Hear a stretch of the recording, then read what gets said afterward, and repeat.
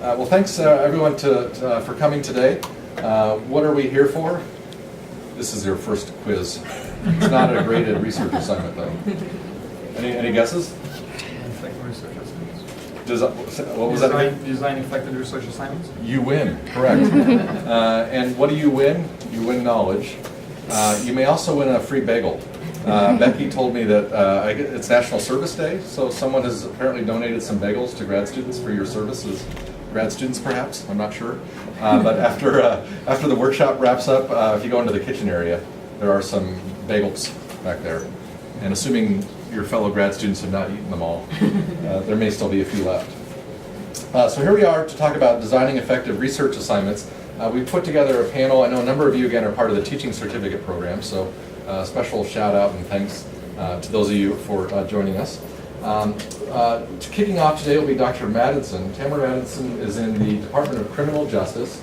She's in a role as a faculty member where she designs effective graded research assignments, so she can comment on the kinds of things she's done, her tips, and so forth that may be a benefit to all of you. Then we'll turn it over to Moinak Bhaduri, who's in mathematical sciences. He's a graduate student like most of you, and he won an award in our last grad student teaching award offering. So he's done some very creative things, and it's always a challenge, I think one could say, no offense to those in math, right, but to drum up interest among undergrads in math sometimes. But he had done so successfully, so we thought this could be really interesting to hear sort of his tips for success, given that he's done it creatively and well. And then last but certainly not least, we'll turn it over to Melissa Bowles-Terry, who's here in the library. So she is Dean of Educational Initiatives in the library, so she knows all kinds of things about library resources that may be useful in designing effective graded assignments. So she is a resource about resources. They'll be happy to answer questions that you might have about library stuff too. So each of our panelists is going to give sort of short presentations, about 10 minutes or so each, and then we'll have plenty of time for Q&A with the thought that, again, you have questions, or you have perhaps your own teaching experiences that you've seen some things that can contribute to a larger discussion about the theme as well. So with that, we'll turn it over to Dr. Madensen. Wonderful. Good morning, everybody. It's nice. There's so many people here. This is exciting. They did a check on the attendance and they said the number. I said, this is incredible. So it's really cool to see so many doctoral students really interested in the teaching aspect of it, because I know that there's often this heavy emphasis on our research, right? But yet we're going to be at universities and we're going to be teaching students, and I think that's it's a privilege and an honor and a great responsibility, and so to do that well has been important to me, and so I'm glad that I can obviously, because you guys are here, I can see that it's important to you. And Dr. Gray touched on something very important. He talked about motivating students to do research, and so we'll hear from our panelists about these things, but to kick it off, I said I'd be the opening act. I'm a former musician, so I've done this before, all right? So I'm the panel's opening act, and I wanted to talk a little bit about motivation, and as you're starting to think about how you're going to structure your research assignments, things that, just a list of questions you might want to ask yourself that might influence student motivation to complete assignments. So that's what the way I thought about this, the way I wanted to frame it. So let me ask you a question to begin. Why do students try to do well on research assignments? What do you think their underlying objective is? They're undergraduate students, they're trying to do well. Why are they trying to do well? To pass the class. Yeah, to pass the class, to get a good grade, if you will, right? And so what I'm going to do to try to kick this off is try to get you to think about how you structure your assignments so that they focus less on the outcome, because that's very important. You know, they want good grades, they want to pass the class, but to think a little bit more about the process and try to get them excited about the process of research, because that's why we're all sitting in this room, right? Because we love that process. And so how do we share that with undergraduate students? What do we do to increase that desire, that drive? And so I'm gonna argue that if you're able to do this successfully, and it's not an easy thing to do, but it'll have a lot of benefits. First of all, your students are going to learn a lot more.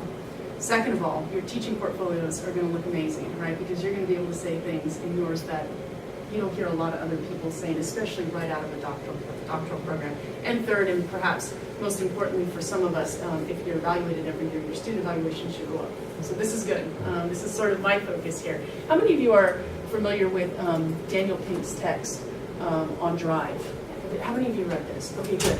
So if you have, you sort of have a background and you kind of know where I'm going with this, but if you haven't, it's easy, right? There's some basic principles that come out of here. But he makes this interesting assertion. He says that external rewards, things like grades, actually, they can increase motivation in the short term, right, in the short run, but actually over the long term, it decreases creativity and motivation when people are just focused on things like external rewards. A great example of this is what we hear in classrooms all the time, even when I was an undergraduate: will this be on the test? And when we hear this, we get really frustrated. We're like, please, right? We're here for the pursuit of knowledge. Why are you asking me such things? But the reason they're asking me that is because we put such a heavy emphasis on grades, right? We say grades are what matter, and then when they ask us that question, is this going to be on the test, it irritates us. And it's this weird cycle that we get into. So it's interesting. So what I'd like to do is draw our attention to what is it about assignments that make students hate them, and what is it about assignments that make students love them. And I keep clicking the wrong button here. So what Daniel Pink argues is that motivation is really a function of three things. All right? We're more likely to become motivated or interested or driven to do something if we have some sense of autonomy, we are able to achieve mastery, and if we have some sense of purpose. Okay? So if we think about these three elements as they pertain to assignments, and again, going back to what students like to do and what they don't like to do, assignment students hate. They're going to feel overly restricted, right? And it's interesting, these are his assertion, but a lot of the educational research suggests that this is very true. So if students feel overly restricted, if they feel overwhelmed, so we ask too much of them, or conversely, if they feel under-challenged, as though this is really, really easy and sort of pointless, and it ties into the third one here, this exercise is pointless or meaningless, meaning I'm doing this to get a grade. I'm doing this, it's one more hoop I have to jump in order to graduate. If students are thinking like this, they're not going to really buy in or really love the assignments that you create for them. However, conversely, assignment students might love, right? If we think that if they feel as though they're in control of their options, or at least some options, and a lot of this is perception, and I never give free rein to my students, that is dangerous territory, and I don't suggest that you guys do it either, but some options are very, very helpful to get student buy-in, to get them to commit to assignments. Second, if they feel as though they're using their full potential, and that not only are they using the skills and knowledge that they have, but they're actually building upon those skills and knowledge, this is extraordinarily useful. And then also if they feel as though their work matters and will have an impact.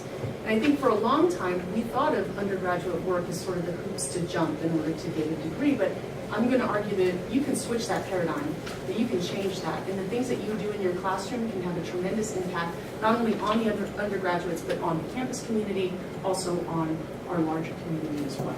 So, if we think about these things, and we want to just very quickly think about the types of questions that we might want to ask that relate to these, I passed out that handout to everybody, so to kind of save your hands and your writing muscles. But things that you want to think about in terms of autonomy, we're thinking about the what, who, how, and when, right? So these are the important questions when you're setting up a research assignment that you're wanting to think about. How many of you either do or would consider allowing students to select their own research topics? Does anybody do it? Okay. Do you do it in a relatively controlled way? This is the other thing. And I'll share with you just a brief story. When I was a very new doctoral student, I taught a white-collar crime class. And by the second or third week, there was going to be a research paper in the class. Students had to pick their white-collar crime topic. And about 90% of them either chose embezzlement or something that wasn't white-collar crime. And why? Because they didn't know anything about white-collar crime or what types of crimes there were. And so I really, what I should have done is thought about, okay, here's a list of all different types. Now choose from here. But just the choice alone can sometimes increase student motivation. By show of hands, how many of you have your students work in collaborative research teams? Anybody? Okay, 2, 3. Sorry, that's sometimes. If you're not, consider it. It's not appropriate for all assignments and for all disciplines and for all, whatever it is that you're doing, the type of research that you may be doing. But we're missing opportunities to allow students to collaborate in that respect. And again, this is something that tends to increase motivation if it's done well. And I'll show you a strategy that I use in my classes in just a moment. I'll return to this. So you might also consider, in terms of technique, what is the final research product? For how many of you is it a paper that they end up writing a paper as part of their research assignment? Or are you thinking about it? That's fantastic, and that's probably the most common. But consider things like posters, oral presentations, different formats in which students can then demonstrate their understanding or what it is that they've learned throughout the semester. And also, do you have a contingency plan for when things go wrong in terms of time? So do you have these hard deadlines like I did when I first started teaching? Like, no, this is the way that my professors told me it should be done, and you're going to meet this deadline too? Or do you cater this more to the way in which the class is moving forward? Meaning, if you're ahead of schedule, do you change things up? If you're behind schedule, do you change things up? These are really important questions to ask. So going back to the team, who you can work with, right? If we just focus on that for just a second. One of the things that I like to do is I never allow students to choose their own groups. I think that's a recipe, it's a plan for disaster. Because what ends up happening is friends choose friends, and birds of a feather flock together kind of thing. So you have sort of your talented students all in one group and students who are struggling all in another group. And then interesting dynamics happen because my research projects are sort of challenging. So by the end of the semester, people who loved each other now hate each other, right? And all these terrible things start to happen. So the way that I try to structure this is I pass out a little quiz like this as just an example of one, where I ask them to tell me about their strengths and their weaknesses.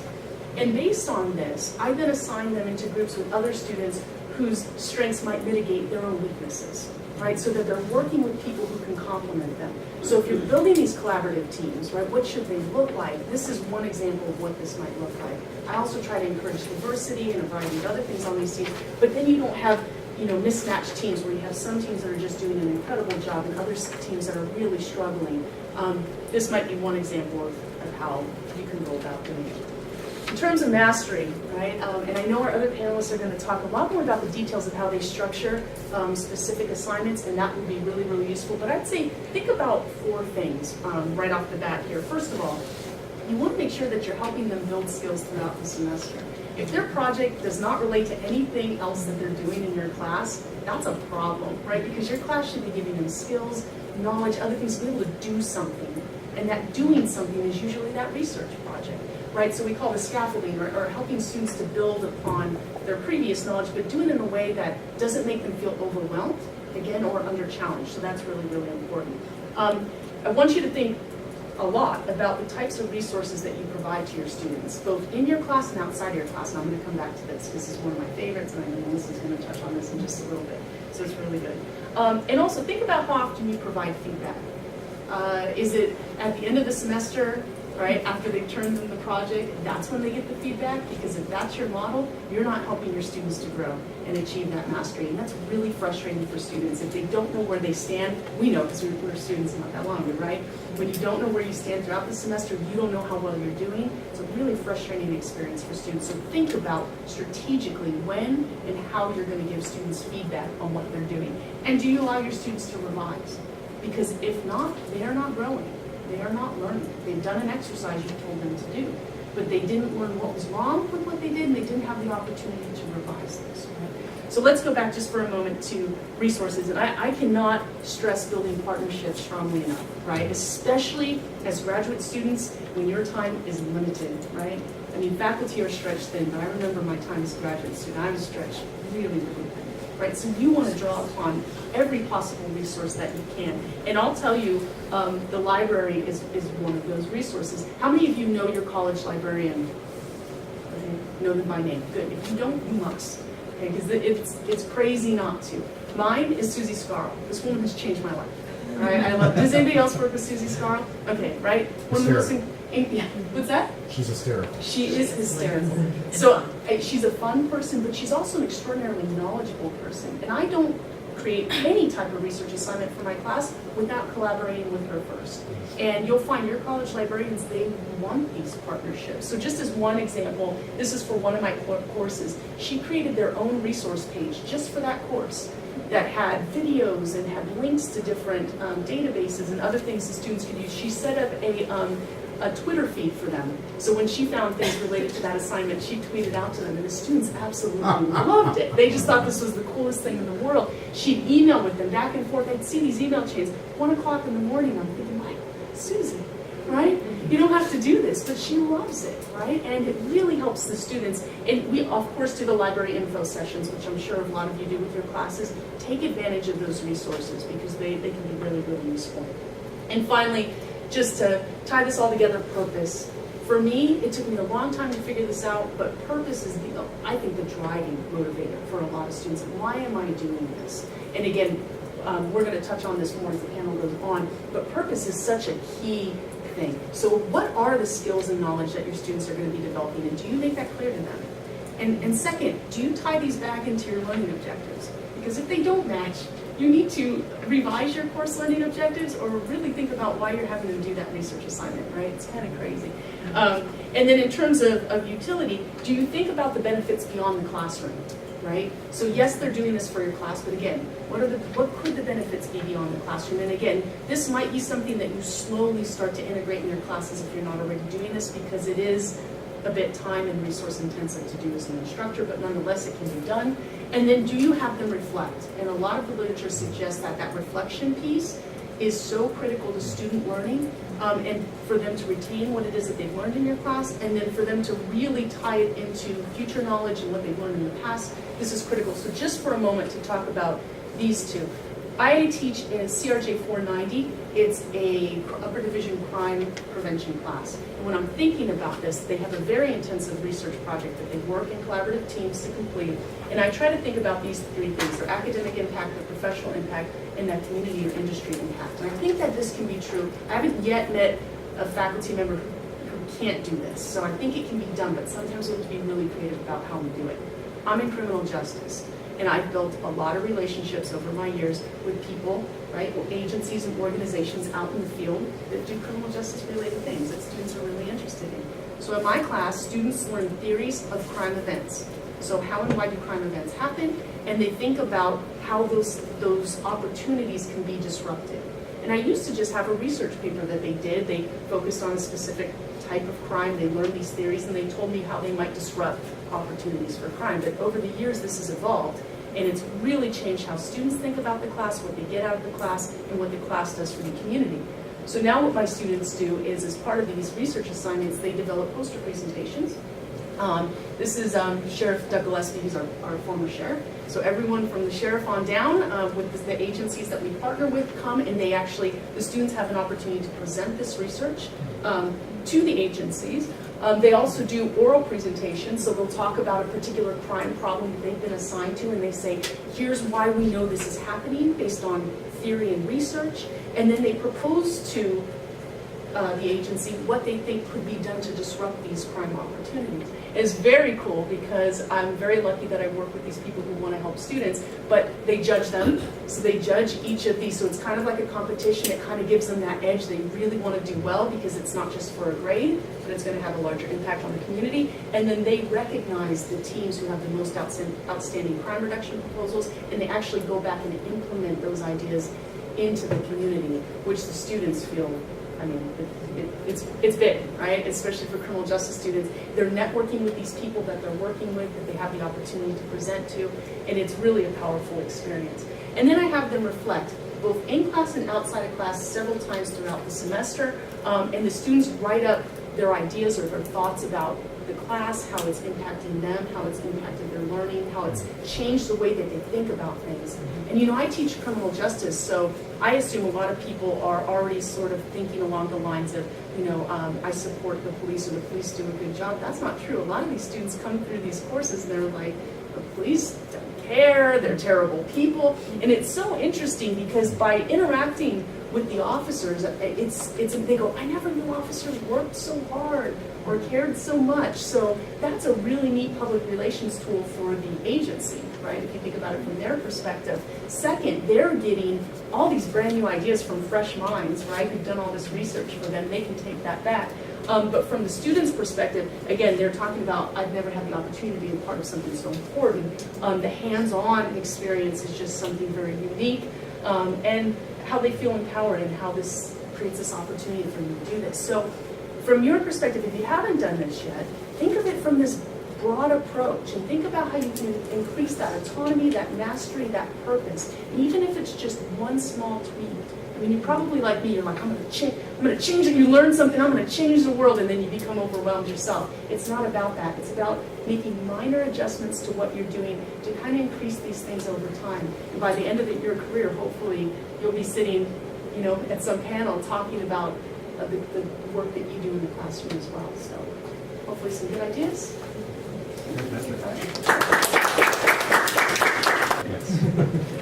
All right, so thanks all for coming. I hope by now you know that I'm a grad student at the math department and I'm working towards a PhD in statistics. And I'm also a GA. So what that means is I teach undergrad courses in mathematics or statistics, about 2 courses every single term. And what that means in a sense is I wear 2 hats at the same time. And in so doing, I have had opportunities to create some of these assignments and to give them to my students in the past, and also have been able to receive some of these from my professors. So what I'll try to do is I'll try to elaborate on the essential differences between grad level and undergrad level assignments the best as I can. And on top of that, more importantly, I'll try to find ways in which you can understand whether your students have learned something from this course. So prior to all of this, prior to even sitting down and starting to create a good research assignment, it's important for us to realize that staying within the strict confines of an extremely tight academic schedule, it's very natural for us, for both for our students and also for us to lose sight of reality. And it's always useful for us if we can pull them back, sometimes pull them back to the ground and show them that it's whatever we are doing is not really inconsequential. And one good way of motivating them would be by citing bad research. Typically these should be done by other people and should be within the reach of these students, and typically should be solvable, should be fixable using methods that you've already learned in your course. So that's one way, and I've often found that if they really get to see these, like for us in mathematics or statistics, sometimes things get too technical. If they get to see these things applied in real life, they have an enormous amount of respect for these methods. And for me, most of the courses that I teach, the research component is not really mandatory. So I have to give them some material benefits, some tangible like rewards in terms of maybe a few extra points, just to get them attracted. But in so doing, it also helps me to classify students. It also helps me to categorize students, like who are taking this course just for the sake of taking it, and who are really motivated about whatever they're doing. So, and that knowledge sometimes is very useful later in the course. Once that thing is settled, once we are confident about the fact that this exercise is really fruitful, the next natural question that crops up is what would be a good project to work on? So I believe that graduate students like us who have had previous research experience will love a little bit of freedom in that regard. For instance, in the stats modeling course that I'm taking right now, we have to thoroughly survey the literature for maybe 1 or 2 weeks, and then we have to tell our professor in about 2 weeks' time from now what exactly is the topic that appeals to us the most. And then she will decide whether this is a workable area on which we can do something substantial within about 2 months' time. So if she says that's yes, then we can go ahead. But for undergrads, I guess they need a little bit of more structured supervision, and I guess these 3 things almost always works for me. So in almost every field, we have a few journals or a few periodicals or a few magazines that are really aimed at the average person on the street. So significance for us in statistics is one such magazine, and I often design readings from these magazines to my students. And many times they fall in love with one or more of these articles, and they try to dig deep. So that's one way. If that doesn't work, I often try to give them small chunks of whatever I am doing currently. And that's often a very useful ploy that's employed by graduate professors like us to attract students to work with them. So if those 2 are not good, then we can also give them the bad type of research they've already talked about while you were teaching, and simply ask them, can you go ahead and fix this using methods that you have learned in this course? Maybe not entirely, but even partially, can you do that? So usually for me, these 3 things are sufficient. And once we are that issue about the topic is settled, the next question is, I have them write out a technical report, and I want to see that these 5 or 6 essential points are elaborated, and I grade them on these. So basically, the first thing that I want them to prove is why are we really doing this experiment? Why can we really not live without it? So I personally believe that sort of a habit is very good. It's for them to imbibe, because if later in life they want to write for professional journals, for more serious academic journals, sometimes reviewers and referees, they often look for this sort of an argument. Because very recently, there is a growing debate among, let's say, geologists who tend to believe that two volcanoes in the Hawaiian Islands, one of them is called Kilauea and the other one is Mauna Loa, they believe that these two volcanoes are inversely related, meaning when one of them is very active, the other one is fairly dormant during that time. So when me and my advisor were trying to tackle this problem, we had to convince the referees that although there is an existing literature on this same topic, on the same problem, none of them addresses this issue from a mathematical or from a statistical point of view. So that quantitative gap is something to avoid to ignore, and that's where our research becomes significant. So how to improve? Why is it more of a necessity and less of a luxury? Right? We really have to do that. Who should they write for? Typically, undergrads should aim at people at their own level, whereas grad students can choose either a more mature audience or they can go for, like I said, the average person on the street. But whatever it is, it will be our job to set their tone straight at the very beginning, of course. I'll talk about the methods and the data in a little bit, but when it comes to references, I have them arrange these papers or these articles in the order of decreasing importance. And that might seem to be a little bit non-traditional, but the rationale is the more helpful articles, the more helpful papers should ideally be the ones which are more recent. So imagine that we have two scholars who are working on the same problem, one in 1980 and one in 2015. So it's expected that the 2015 guy should already be aware of the 1980 work. So if in that sort of a way, this 2015 paper would be more helpful. So that's an effective way of doing literature review as well. So when you really want to implement these techniques. So in almost any study that we conduct, be it an observational study or be it a design experiment, our ultimate goal often is to extract insights into the unknown properties of the underlying population parameter. And if it's a design experiment, then randomization is very crucial. What that simply means is, for instance, if I'm trying to know how are the students generally doing in my course, I simply cannot afford to grab a sample of the top 5 students and calculate the scores based on them. Okay? Or for instance, if I'm trying to understand whether 2 drugs are equally effective, I cannot afford to administer or give the first type of drug only to those dying patients and the other drug to the good patients. That way my estimate would be biased, would be terribly biased. So there are traditional and established randomization rules available in literature, which graduate students should be aware of. But undergrad students, for them, just lay down the first few rules, first few steps. Okay. Sometimes it so happens that if we are trying to conduct a real survey, then people who are closer to each other, they tend to respond similarly. For instance, if I'm trying to conduct a survey in Las Vegas, then people are expected to answer or to respond in a way which might be rather different from people who are, let's say, living in Seattle. So if we are trying to do that sort of a cross-sectional study, it's very important for us to do a small set of sampling, to grab a small set of people from one cluster and then quickly move on to a different cluster. That way we'll be able to save on time, on resources, on money and energy.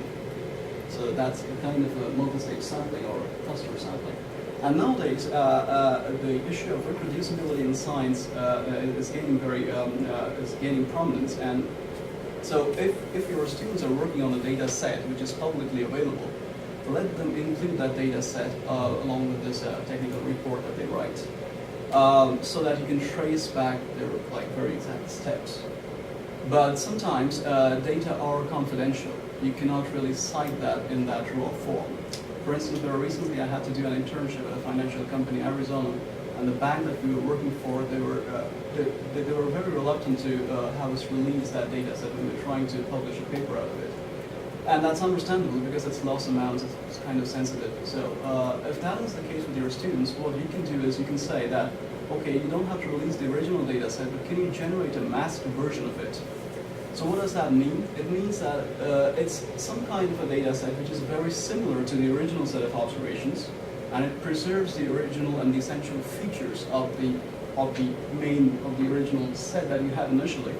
But sometimes there are, once again, traditional rules in which you can deliberately incorporate some randomness, some deliberate perturbation on your original model so that the real data points are hidden in a way. So the main issue is you should have some sort of a control. You should be able to see some sort of data set in front of you, because sometimes what people do is, what students do is, they use this logic of confidentiality as a shield to protect their, for the want of a better word, to protect their laziness.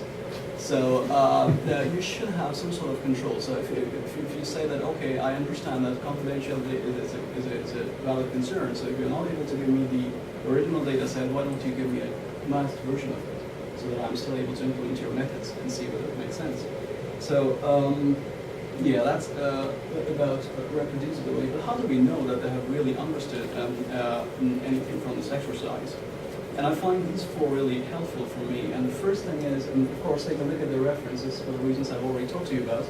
And hopefully the most useful one should be clustered at the very top, according to that logic. But the second point is, no matter how carefully we plan a survey, or how carefully we plan a study, or how meticulously we implement it, it should always be dependent on a few underlying assumptions, which might be implicit or explicit.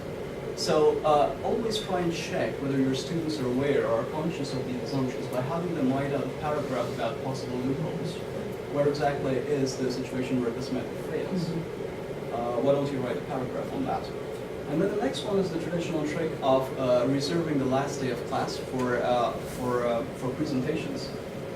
In practice, it might be a problem. It might be a little bit of a problem for those of us who have to teach like classes of 50 or 75 students. You just can't simply afford to have all of them talking, maybe for the last 2 days of class, not even that. So if that is the case, what you could do is you could randomly select maybe a sample size 4 or 5 students, have them talking for about 20 or 30 minutes, and then have their friends question their methods. While your job that day would be to stand at the end of the class and see how they react to these questions. So that might be one good way of checking that. But my personal favorite is the last one, where once everything gets over, once I have their technical report in front of myself, I send out these follow-up surveys containing methods that are deliberately incorrect. I deliberately mess up with some of these ideas and want to see how they react. And I have a few examples for you. The first one is hypothetical, and the second one is a real example. It's based on some of my previous students' work. So the first example, what we're trying to do is, let's pretend that we have two cities, a big city and a small city, and we're trying to understand whether students from the big city are better at math than students from the small city. And probably the student of ours has gathered this data set from some source. Maybe he has really collected this data set from the field, or maybe he has collected this from a source where it's already there. It's an observational study. So be the method what it may, but let's assume that we have been able to extract this information from their write-up, that they have sampled a set of 20 students from the small city and a set of 200 students from the big city. And they have found that 10 students from the small city scored in that range, 90 to 100, and the corresponding number from the big city is about 20. Okay. So what I will do is I will highlight these two numbers, 20 and 10, and I will say, with all the instances in the world, that since 20 is bigger than 10, the big city students are more likely to be better than math. If you analyze this problem very thoroughly, you'd see that this is kind of a flawed logic, because I'm not really fair to the small city. I'm sampling more students from the big city, so it's only very natural for some of them to score on the higher side. So the proper way of solving this would be by taking the relative frequency, which is like 20 over 200 is about 1 over 10, and 10 over 20 is half, and 1 over 10 is a lot less than 1 over 2. So in reality, the small city students are doing a lot better than the big city students. But if you're not conscious about this issue about about the difference in sample size, you're likely to be falling for it. So the next thing is pretty similar, where we're trying to understand whether men are more likely to cheat in a relationship as compared to women. And I'll do a similar thing. I'll say, pretend that the rest of the table doesn't exist anymore. Just focus on the first row, and you can see that there are 243 men who cheat as compared to only 41 women. So apparently on the surface, it's very tempting for us to conclude that, yes, since 243 is so big a number as compared to 41, yes, men are more likely to cheat. But once again, that's incorrect, because I'm not fair to the men. I'm sampling so many men, only 164 women. So if I randomly choose a cheater, he's more likely to favor the male population. So once again, although you know and in fact, if I take the ratio, 243 over 978 is exactly the same as 41 over 164. So, I mean, they are more or less equally likely to cheat. So, although you know that this proper way would be by using relative frequencies, pretend that you don't, and lay out traps like these, and see how they react in these follow-up surveys. So, once this gets over, whatever problem they could not solve using methods learned in this course, that will very naturally lead them to the next higher level, the next course. And sometimes it helps them to keep a log, because sometimes you might want them to summarize whatever they have done. Sometimes you might want reports, like a weekly or bi-weekly report, like whatever have you done in the last few days. Can you summarize that? If it's like a traditional course, like a face-to-face course, like in classes, it's always helpful if you ask them questions constantly, like how's it going? Do you have any problems or questions? If it's an online course, make sure you respond to their emails promptly. So always keep in constant touch. Apart from keeping them motivated, I find it's always very useful for us to keep ourselves motivated. Because we as teachers should also look for something fruitful and something good from our students. Because if we lose our motivation, then that's very contagious. It spreads very easily. And once everything gets over, you can always ask for their comments, their views. How was the entire experience like? And that makes you look interested in whatever they're doing. And it also helps you to implement some of these reasonable ideas in your future trials. So I guess that's all I have. And on that note, I'll turn it over to Melissa. We'll take it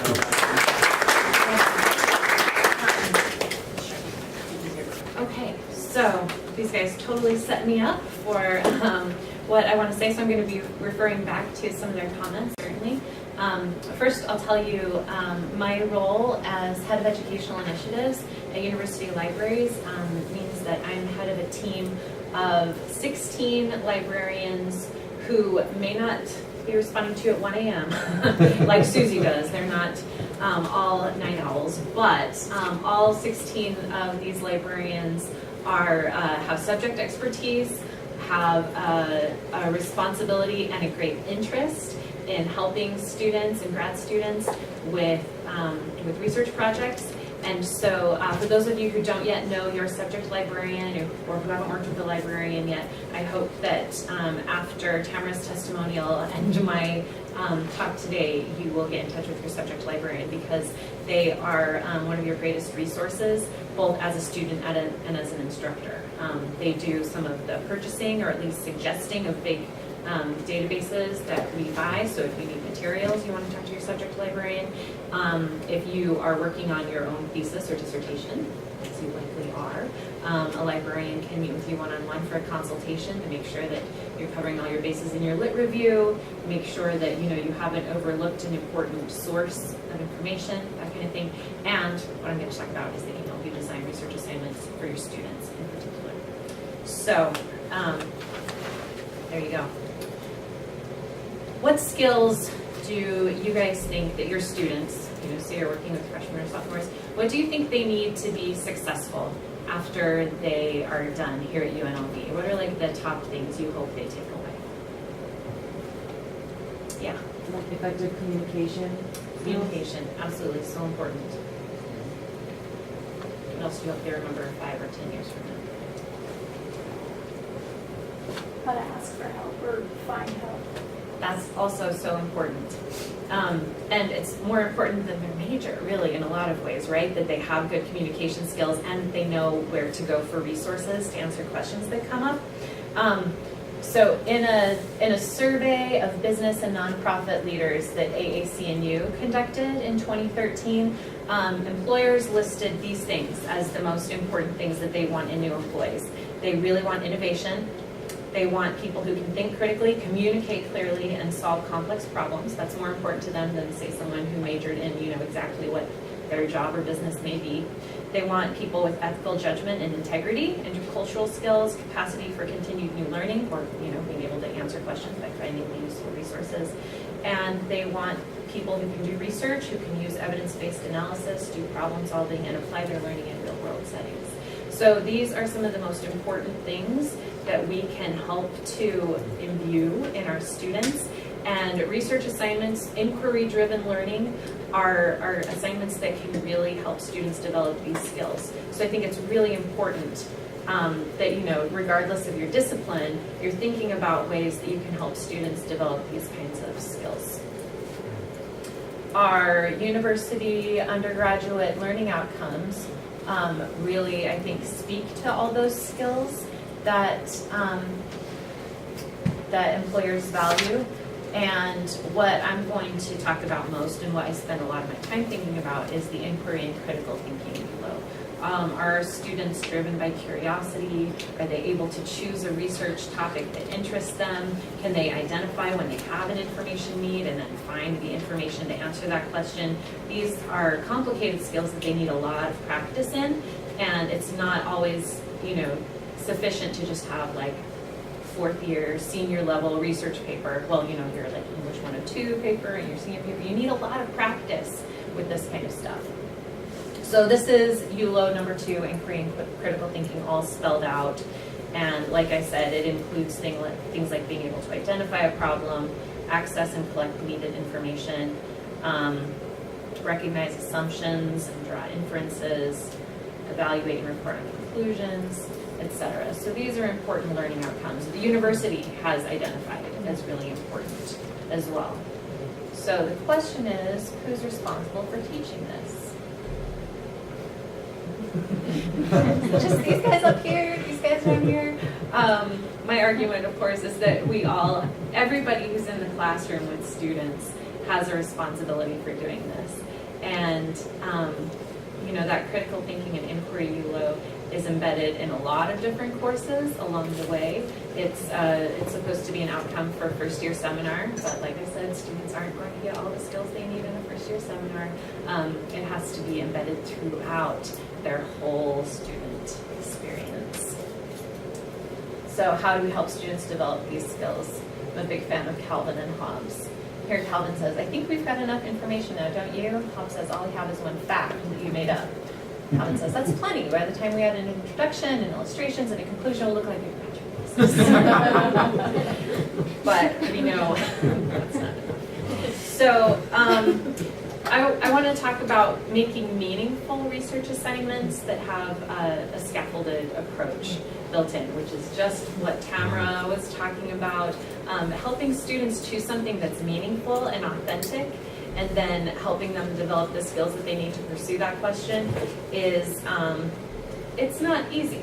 So I have a sample assignment that I want you to look at and then talk with the person next to you about some strengths and weaknesses that you see here.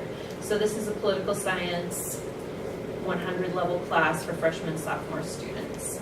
Can you see in the back well enough to read it? Okay, so I'm going to give you a minute to read it, and then a couple of minutes to talk with a neighbor. All right. So tell me some strengths. What did you like about this particular assignment? Yes. Well, I think one of it is that it gets them thinking about being an engaged citizen. Mm-hmm. And for a lot of, undergraduates just sort of entering university, you don't really think about it like that, but you're going to be the future. So I think that was definitely one strength. Yeah, I like that too. It sort of gives students a voice, and there's a clear purpose. What else did you like about this one? The purpose, task, criteria, that format. Mm-hmm. We had another session earlier where I can't remember her name, but she pointed out. Okay, yeah, she pointed out how that is helpful for assignment success. Uh-huh. Yeah, it's good for students to know those three things: why they're doing what they're doing, how they do it, and then how they'll be judged effective or ineffective on the assignment. Any other strengths you want to point out? This goes along with the engagement, but I like that they're writing for a real audience, not like kind of a pretend, imagined audience. I think that's helpful, especially for beginning writers, to know like there's a real person who you're writing to. Okay, so what about some weaknesses? What would you change or tweak about this assignment? The length of the paper. Okay, how would you change the length? I think for a first semester or first year student, it's a little excessive. 10 to 15 pages is a lot for a first-year student. That's true, and that's an important thing to consider. You know, you as graduate students might have forgotten what it's like to be a freshman student, so it's useful to think back on what that's like. The level to which you are writing to, US level as opposed to state or maybe local, I think that can be very overwhelming. The amount of responsibility information that you have to collect within the time allocated. Yeah, definitely. This is a big scope, and maybe that's important to the level of the course, but maybe it could be more meaningful students. Yeah, like Tamara's class working on the local level, like that's really cool, and students might see a real connection to their everyday lives if they're focused on the local level. Other changes you might make? Yeah. We saw a bit of a misalignment between the length of the paper and what the purpose was stated, and so it says that the idea was to summarize for a representative. If it's meant to be a summary, 10 to 15 pages, something a representative would never read. So we suggested something more in line with like a white paper or a very quick policy brief or something might be a better outcome for the assignment. Definitely. If it's a letter, it better not be more than a page, right? Right. Yeah. Okay. So maybe explaining why the assignment is important for them, because you look at the current situation in the U.S. with the government. A lot of students are like, oh, this wouldn't matter anyway. But just sort of explaining to them like why this type of research assignment is really important. So sort of the goals that they will need. Right. And telling them what they're going to get out of it. I've done some workshops with Marianne, with Liz on purpose, and part of the reason that you tell students the purpose is not just to give them sort of an ideological, like, this is for the good of the country, but here's what you get from it as a student. You gain skill in analyzing problems, communicating clearly, etc., and telling them why they're doing something and what they'll maybe transfer to their next assignment. That can also be a good motivator because they see that there's a good purpose for this assignment. Great. So, characteristics of effective assignments.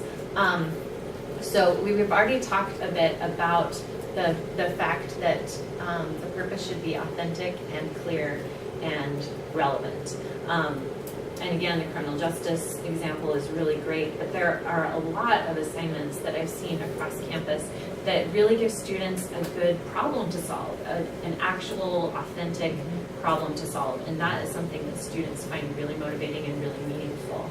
And then the issue of being appropriately challenging, I feel like, Moinak really addressed there's a difference between undergraduate and graduate students, and something that I would especially suggest for undergraduates is that they do need some guidance on choosing a topic.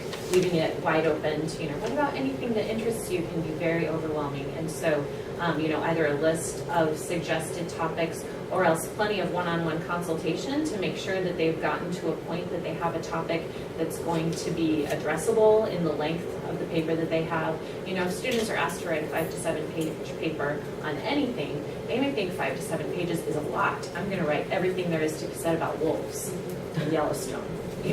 No, you can write dissertations on that. So helping them to figure out the scope is really important and not something that just comes naturally to your first year student in particular. Also on the appropriately challenging issue, I always really like it when I hear that instructors are allowing students to use popular sources and not just scholarly sources, because scholarly sources are written for an audience of experts for the most part, and students need some scaffolding and some building up before they can really dig into and understand and synthesize a scholarly article. So allowing them to use a range of different types of sources, including something written for a popular audience, something written more at the level they're starting at, then they can build into that scholarly range. It's a balance, I think, between like spoon feeding them and challenging them appropriately, but giving them some practice with scholarly sources as well as other types is really important. The task is best when it's broken into parts that are supported along the way, so it's not just a 5 to 7 page paper in the end, but perhaps they propose a topic to the instructor.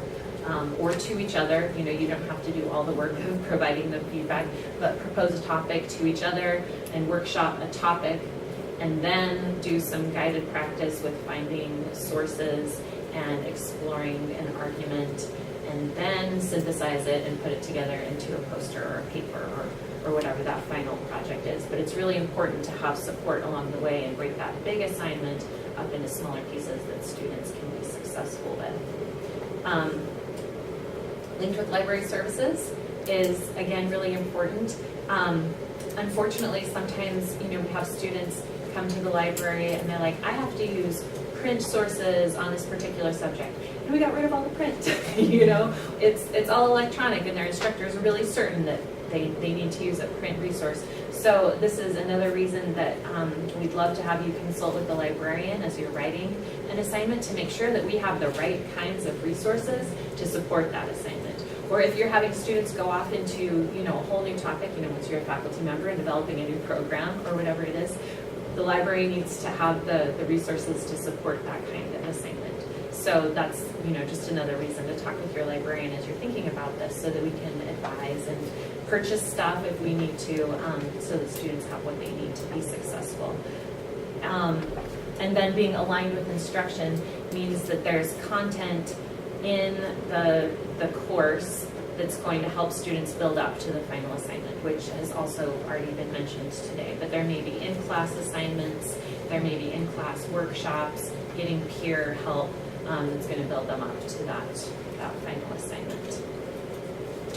When you're providing criteria for students, I would suggest, going way beyond what we saw in the political science 112 assignment, not just telling students, it should be 5 pages, 12-point font, double-spaced, etc. But go into telling them what a successful paper will look like, what a successful project will look like in terms of content. Giving good annotated examples is a great practice. And letting students know, maybe through a checklist or a rubric, what you'll be looking for when you're grading gives them a much better chance of being successful in the end. And that's also another really helpful thing for a librarian to see in advance is, okay, so what are students going to be asked to do? Because if they come to the reference desk for help or come and set up a reference consultation with the librarian, it's really useful for us to know what exactly is going to be required on this assignment so that we can help students to be successful, as well as referring them back to their instructor. You should go ask for some definitions and terms. And then finally, on the design and implementation and evaluation phase, just another plug there to collaborate with the librarian. We see ourselves as assignment consultants. We're really happy to help with the design process because it makes our lives easier than on the other end. When we're coming in to do a library instruction session, or if we're working with students one-on-one, we have a much better idea of what went into the assignment design so that we can help students with the assignment process. So that's probably my most important slide. And I'm going to talk just a tiny bit more about backwards design, instructional design. So your process in going about designing an assignment should always start with the purpose. What are students supposed to get out of this assignment? And what will they be able to know and do in the end? I know I taught freshman and sophomore writing before I became a librarian, and when I assigned research papers, it was just because I had to write research papers, so of course my students will as well. But when you can think through it sort of intentionally about what students will gain from this process, that helps students' motivation and it helps your assignment design a lot. How are you going to know that students have gained those skills? That's where you think, how will they demonstrate that they are critical thinkers or that they are clear communicators?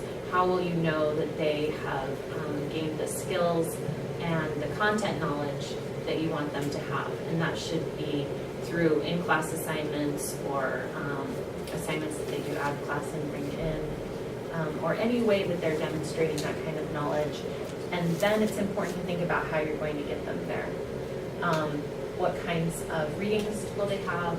What will your lesson plans include, etc. So that it's all part of a whole design.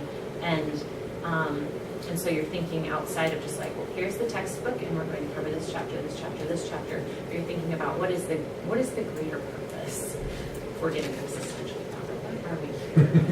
What are we doing? So, how the library can help you. Before you give students the assignment, we can help you avoid research assignment landmines, some of which I've mentioned, which include, like asking students to find things that they won't find. We want to help you avoid that. We're happy to schedule assignment consultations with instructors. I think I mentioned, research consultations. You can certainly work with the librarian on your literature review, on that kind of thing. We're happy to work with you on an assignment as well to make sure that it's going to be clear to us, to you, to students. And I'll show you the list of subject librarians in just a moment. And how you can help us, again, is send your subject librarian a copy of the assignment in advance. So if you don't have time for a consultation, we still do appreciate seeing the assignment description so that we know if there's an influx of students at the reference desk what they're doing. How we can help you is we're very happy to schedule a library instruction session for your class. You can bring them here to one of our library classrooms. We have, computers and space. We just redesigned one of our classrooms in Amargosa to be really flexible, so it's really great for group work. We have a set of iPads that we can deploy in there, so we can do a lot of different types of things, not just guided searching, but also topic exploration, evaluating sources for use, helping students sort of go through that process of like, well, here's a source, how would you use it, what's the evidence, what's the argument, what gaps are there in your knowledge that you would still need to fill. So we're really happy to do instruction sessions like that here in the library, or we can come to you. So you can set that up by contacting your subject librarian, or you can contact Rochelle, whose number is here, and I'll show you another way to contact us. There are many ways to get in touch. And we can also help you by making library resources visible. So you saw the sample guide that Tamara showed that Susie Scarl developed for criminal justice. Your subject librarians may already have a subject guide in your area, and they can put together a course-specific guide for you so that your students have a link that you can embed in Web Campus. You can send out to them via email that reminds them, like, these are your starting points for research. Don't start with Wikipedia. Start with, this database or whatever it is that you and the librarian decide, like, this is where you want them to start, so that they have easy access to those links and reminders about how to use them. We have a set of tutorials that you can embed in Web Campus that sort of cover the basics of how to find a book, how to find an article. There are YouTube videos that are less than 2 minutes that will remind students of, like, how to get started with those kinds of finding tasks. And yeah, so all of that kind of stuff we can make really visible and accessible to your students, even more so than it already is on the library webpage. Of course, you can also always direct them to that. We can also help you after students have completed the assignments. We're always really happy to see student work at the end of the semester because it gives us a better picture of, like, what were students able to achieve. Maybe a librarian just saw them for 75 minutes, but over the course of the semester, how did their skills develop? And we're happy to work with you on rubrics and assessment, as well as the assignment design at the beginning, because we feel a responsibility to help students develop these inquiry and critical thinking skills. And if we can improve, by seeing how students perform and then build on that and do better, that's good for us. So, this is the main library phone number here, and then there's ask.library.unlv.edu. That website will link you up to chat, email, call, schedule a consultation one-on-one with the librarian. So that's sort of like your one-stop access website. And you can also get in touch with me anytime. Very happy to talk about that. So I'll just show you our list of subject librarians real quick. Oh, except I don't have the keyboard. Can I borrow it? Thank you so much. Library. Okay, so you see the Ask Us button here. And you can search our frequently asked questions, chat, text, call, schedule research consultation, or find your librarian. So here you'll see our full list. You can go by subject area and see who your person is. We are hiring a fine arts librarian, so that's why we have a blank spot right there, but we just had interviews. Hopefully we'll have somebody on board really soon. But anyway, you can see right there who your librarian is and set up a time to talk. So,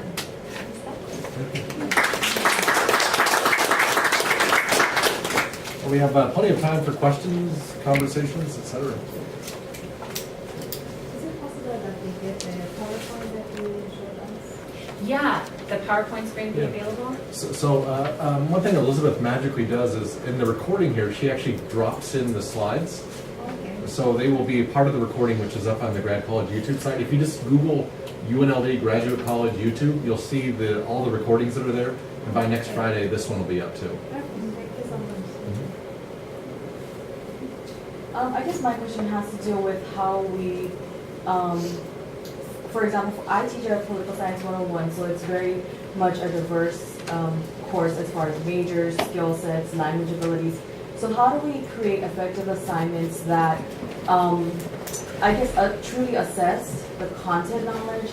Because I find with a lot of essays, it ends up being either a problem where their English was insufficient, so therefore a lot of the problems were associated with not being able to understand the concepts, or they don't know where to go to find resources, even though I try to point them in the right direction. So how do we set up our assessments, our assignments from the beginning to either compensate for that or take that into consideration that students, especially at lower levels, are starting to come in with, some of them are at the top of their high school class, some of them are barely made it, some of them are still struggling with English, some of them have technological, other kinds of inequalities. That's a really important question. And I think I for many years I taught CRJ 104, which is sort of our intro to everything class, right? So I'm very familiar with this. One technique that people have used and it's been very successful if you want to assess the general level of your class, lecture on a topic, right? Like lecture on a particular concept. Make everyone stop and free write about it for 5 minutes and submit those tiny paragraphs to you, because that's what they'll be. And from there, you can start to see what some of the problems are. You'll be able to identify which students are struggling with language skills, which students are just struggling with their writing skills, comprehension skills. It tells you a lot about your individual students. How large is this class? I think the class is about 45, it's maxed out. So it's manageable. So my intro class is about 175 to 200 students. So it's really, I mean, it is, but that is completely manageable. And you could even think of something to do a little bit more in depth to kind of assess where your different students are at. And again, if you think about different ways to collaborate within the classroom, if you pair some of these students up with students who are doing very well, that can help you without you having to do a major intervention. It can help increase their skills, their confidence, a variety of things. So you may consider that as one potential option. In terms of the resources, that's on us to some degree. And we just get better at this over time in terms of how we structure it. I think Melissa's comment about having a link right in the syllabus that takes them right to those resources that have already been designed for your students helps to alleviate a lot of those problems, but you'll still have students who come up to you and go, I don't know where to start. You say, have you been to the link? No. So you literally will walk them through going to the link. And that's just something that we have to deal with at this level. But the more you reinforce it and the more that you have it out there, the more organized and clear you are. I think students appreciate that because, like me, when I was a student, I craved structure. I wanted structure. I wanted to know what I needed to do, how I needed to do it.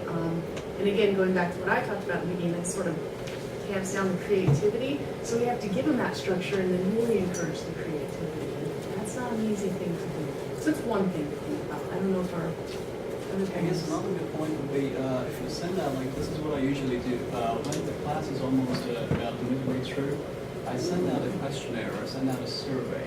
Because sometimes we might have students who are a little bit shy and won't be able to confess.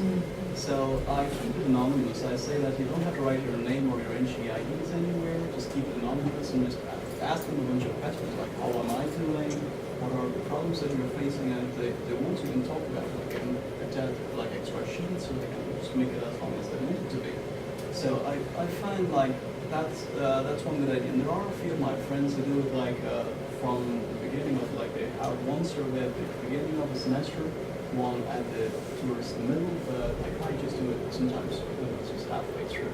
So that's another platform for them to get out if they are really afraid of talking in person to you or something like that. So if you just want to keep it anonymous, that's possible too.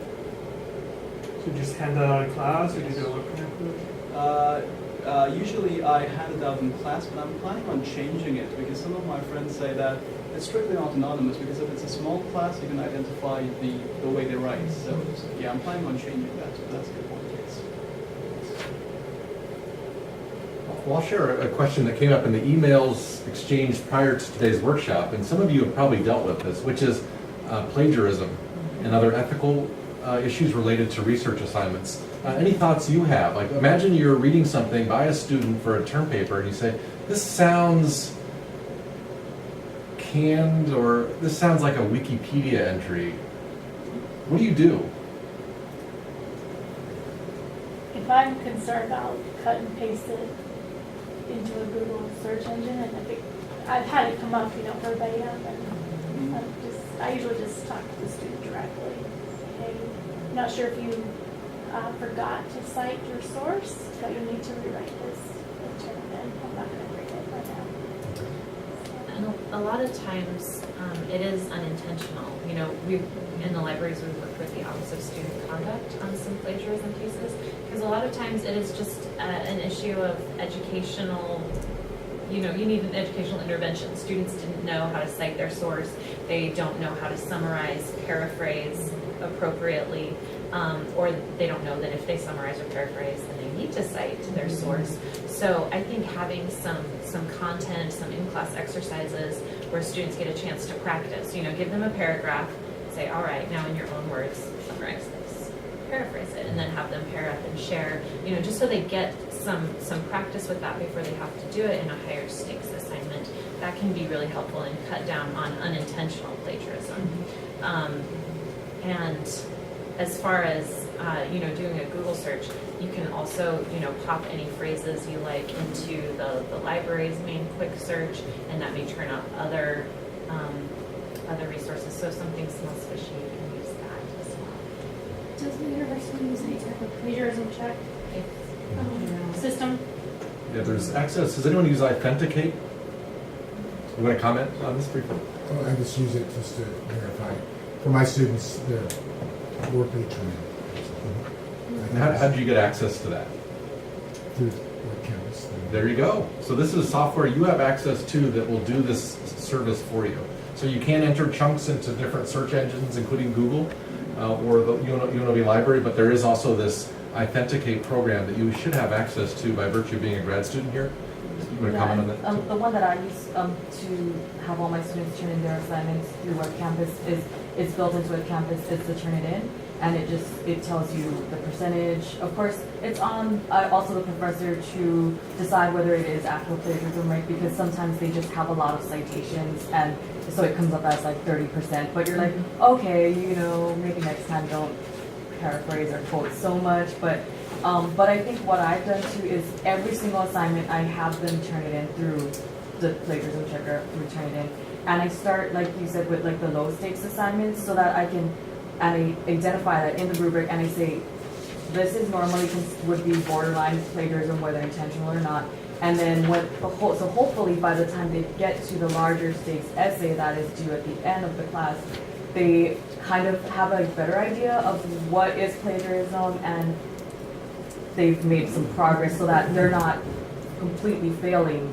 that 10% of your grade paper or something like that. So that's what I've done. That's a great idea.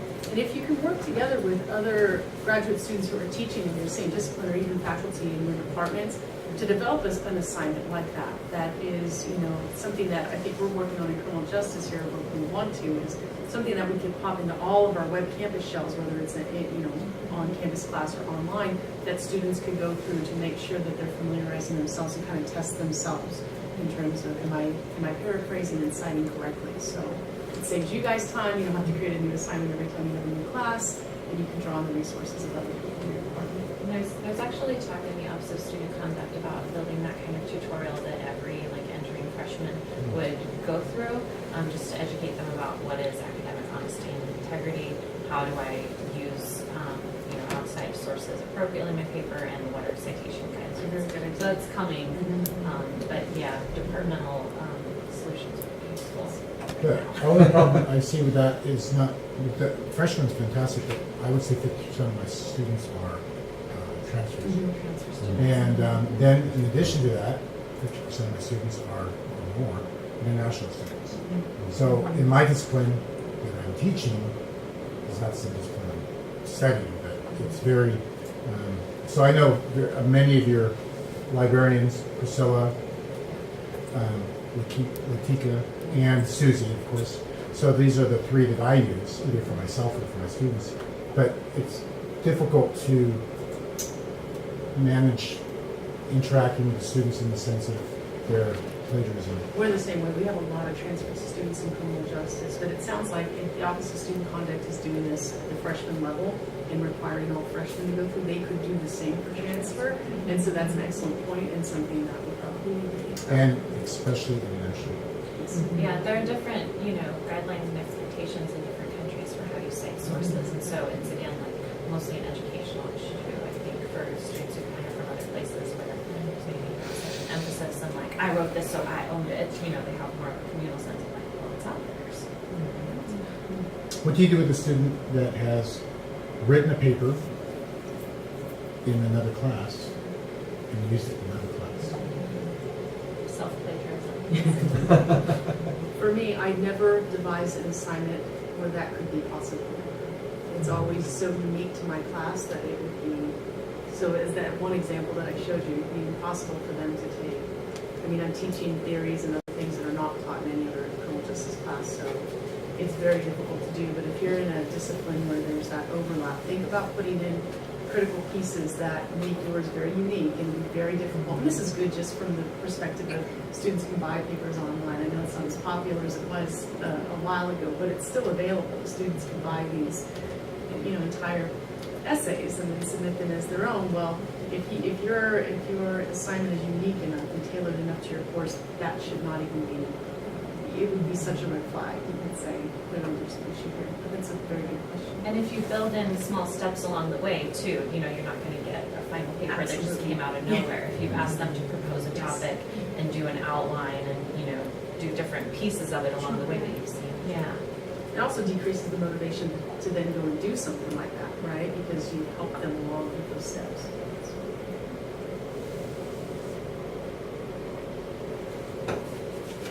Any other questions?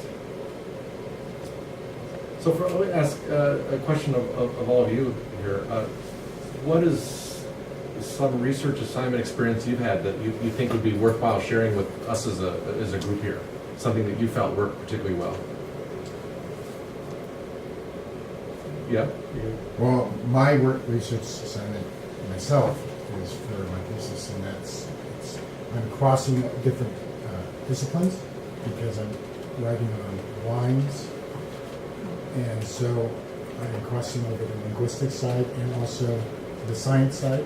So that's why I'm using three different librarians. So it's difficult to put them all together.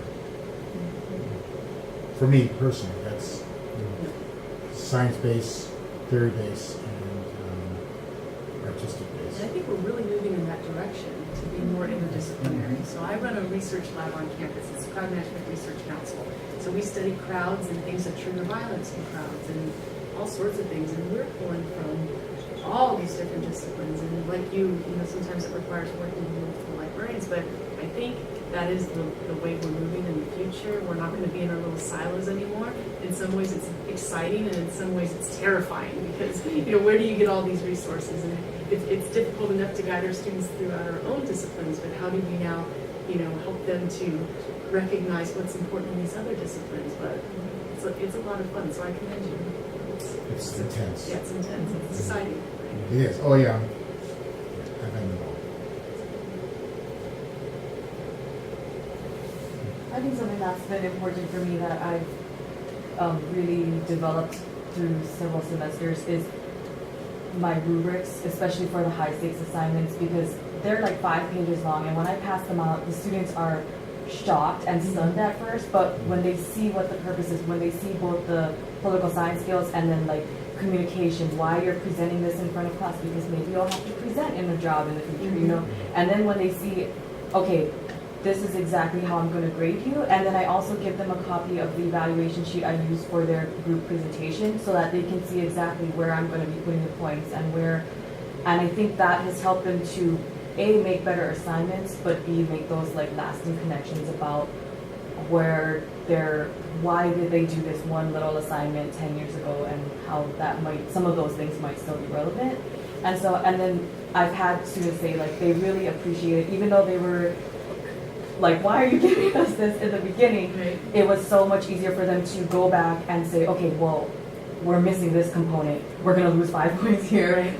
Maybe we better beef it up and things like that. And then it's also easier on your end later to justify, well, you lost 5 points here because, like I said, you had to include a discussion of the Democratic versus Republican view of this issue or something like that. And so for me, that having a strong rubric that just lays out everything that everyone has talked about today is really important and beneficial to them, and as well as the teacher. It's so important because you don't want surprises. I mean, students, it's funny, they think that you're going to trick them. Right? And I don't want to trick you. I have no desire to make things complicated, more complicated than they need to be. And by being, and that's really the transparency component, by being transparent and saying, this is exactly how I'm going to do it. And I try to take it a step further, and I actually have them in peer groups and then alone evaluate their own work based on that rubric before they ever turn it in. So not only have I been transparent, but I've asked them now to evaluate themselves and have other students evaluate them on how they think they're doing, and that really has improved the quality of the assignments that I'm receiving at the end of the term. It's interesting because mine encompasses both of what you're saying. My syllabus is 32 pages long, so I encompass, and my classes meet once a week. It's a capstone for hospitality, one of the capstones, 1 of 5. And it is 5.5 hours long. The first class, we discuss the syllabus in depth so they fully comprehend what's expected of them. It encompasses every aspect of what they went through for the 4 years, from communication to writing papers to making posters to doing all the skills that we're involved in. I found that giving them the forms, what they're going to, just like she said about what they're going to be graded on, what's the expectations, and I go in depth so they understand. And again, no surprises. Right? Absolutely. So that helps them. And then they can work in groups. So because they work in groups, I and the other instructor, because there's 2 of us, the front and back, that go over exactly what the groups are going to be broken up into. Skill bench, because we ask who has skills and so on and so on, and so they understand. And everybody has to communicate, everybody has to make speeches, everybody has to write a paper, and so on and so on. It's all encompassing. So. That's fantastic. Surprises. Well, I'd like to thank all of you for joining us, but especially our panelists. This has been really, really informative and substantive. A lot of terrific tips, I think, shared today so that all of us are even more thoughtful about the teaching we're doing, but the research assignments we might be administering to our own students at some point. So again, a particular thanks to Tamara Madensen, who's going back to now a workshop for the next several hours. She took time out from that just to come here. Moinak Bhaduri in mathematical sciences, and then Melissa Bolster here in the library. Thank you all.